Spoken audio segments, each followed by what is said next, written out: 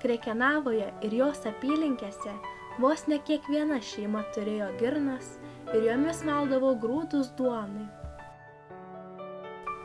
Bet laikai mainėsi, atsirado malūnai, tad girnos nustojo ūžti, neteko savo paskirties.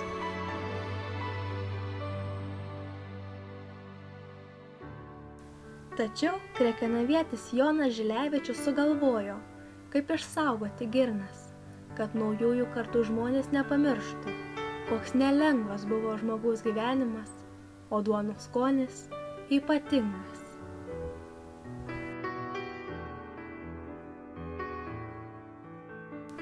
Jis surinko apie 300 girnapusių ir padedamas bendraminčių įkūrė keistą muziejų po atvirų dangumi Švenčiuliškių kapinaitėse.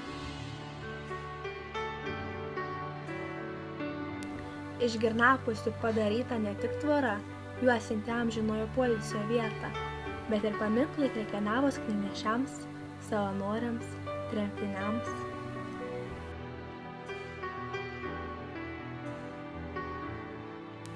Taip girnos tapo mūsų krašto istorijos liudininkės, neleidžiančios pamiršti šiuolaikiniam žmogui praeities.